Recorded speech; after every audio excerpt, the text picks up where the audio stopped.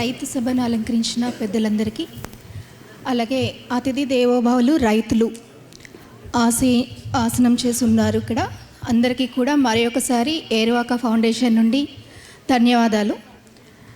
Sir, అన్యద భావించవద్దు, ఒక్కసారి లేచి నిలబడదాం, రైతులకి సభావందనం చేద్దాం. రైతులు తప్ప మిగిలిన వారు ఒకసారి నిలబడండి.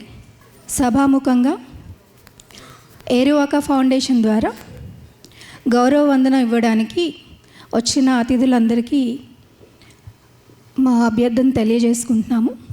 జై కిసాన్, జై జవాన్, salute the all farmers. Sir,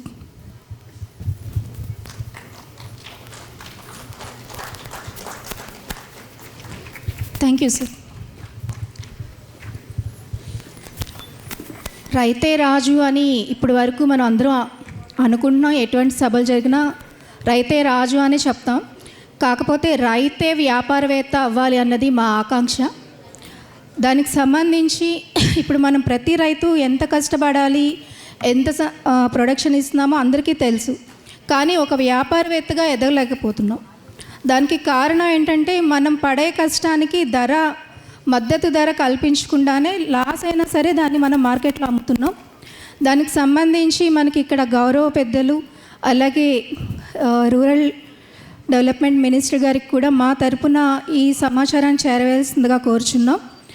ఏదైతే రైతులు పండించే పంటకి దానికి అనుసంబంధించి ప్రాసెసింగ్ యూనిట్స్ అని ఉంటాయండి.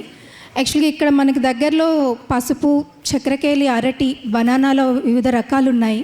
దానికి సంబంధించిన రైతులు ఇప్పుడే నేను వాళ్ళతో మాట్లాడడం కూడా జరిగింది. మాకు మద్దతు ధర రావట్లేదు, బయట మార్కెటింగ్ సదుపాయం రావట్లేదని చెప్తున్నారు.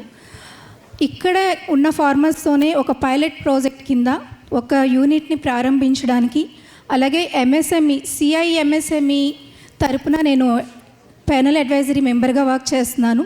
సో ఎంఎస్ఎంఈ నుండి కూడా ఆ ప్రాసెసింగ్ యూనిట్కి సంబంధించి ఫండ్స్ రాబెట్టడానికి నా తరపున సహాయ సహకారాలు అందిస్తా.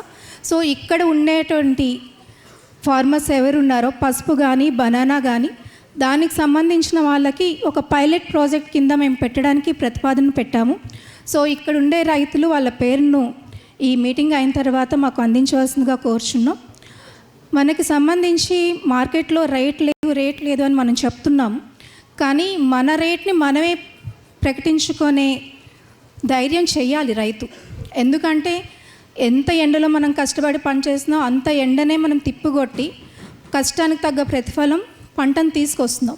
కానీ ఆ పంటని మార్కెట్లో మనం అమ్మలేకపోతున్నాం. దానికి సంబంధించి మీకు ఫలానా వివిధ కంపెనీలు మిమ్మల్ని అప్రోచ్ అయ్యి ఉంటారు. అవి సగం వరకే అవుతాయి. ఈవెన్ నేనైనా సరే పూర్తిగా నేను కూడా కొనలేకపోవచ్చు. కానీ ఒక రైతే ఒక ప్రోడక్ట్ని అమ్ముకునే విధంగా ఒక వ్యాపారవేత్త కావాలి.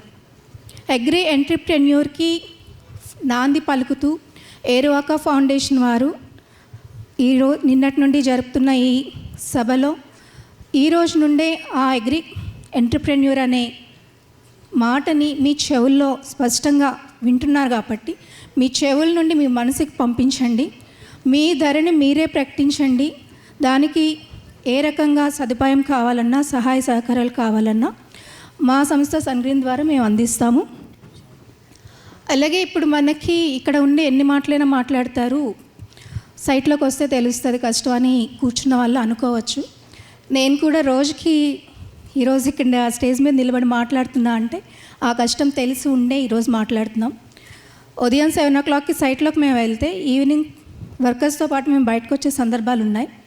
ఆ సందర్భాల్లో మేము పని చేయకపోవచ్చు కానీ వాళ్ళు పనిచేసే విధానం కానీ ఆ ఎండలో వాళ్ళు పడే బాధ కానీ కూడా మా కళ్ళతో మేము చూసిన రోజులు.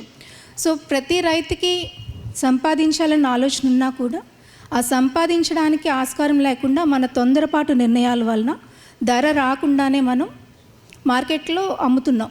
ఒక బుట్ట బెండకాయలు పట్టుకొని వెళ్తే వాడు 100 రూపాయలు అంటే 100 రూపాయలకి ఇచ్చేస్తాం. అదే బుట్టని వాడేమో సూపర్ మార్కెట్కి పంపించి కేజీ స్టిక్కర్ వేస్తాడు. ఈవెన్ మనం బేరం ఆడడానికి కూడా ఉండదు ఈ సూపర్ మార్కెట్లో అన్నిట్లో. ఆ సూపర్ మార్కెట్లో ఎవరు కొంటున్నారంటే మనమే కన్జ్యూమర్స్. అమ్మేసిన మీరు మీ పిల్లలే. మీరంటే విలేజ్లో ఉండొచ్చు కానీ మీ పిల్లలు బయట ప్రాంతాల్లో ఉండేటప్పుడు వాళ్ళే ఆ ప్యాకింగ్ చేసేదాన్ని కొనడానికి వెళ్తున్నారు. సో లోపం అనేది మన దగ్గరే ఉంది. మన ప్రోడక్ట్ని తక్కువ ధరకి ఇచ్చి మధ్యలో ఎవరైతే ఉన్నారో మార్కెటింగ్ చేసుకునే వాళ్ళకి మనం ఆస్తులు పెంచుతున్నాం. సో ఈ విధి విధానాన్ని మనలో చేంజ్ అవ్వాలి. అంటే 2 రోజులతో ఏది జరగదు. సో మండలాల వారీగా మీలో కొంతమంది ముందుకు వస్తే మా సన్ గ్రీన్ తరపున ఫైనాన్షియల్ అడ్వైస్ చేస్తాము, అలాగే మార్కెటింగ్ సదుపాయం కల్పిస్తాము. దీనికి సంబంధించి అధికారులతో కూడా మేము కొన్ని ప్రణాళికలు పెట్టాము. వాటి అనుమతుల కోసం మేము వేచి చూస్తున్నాం.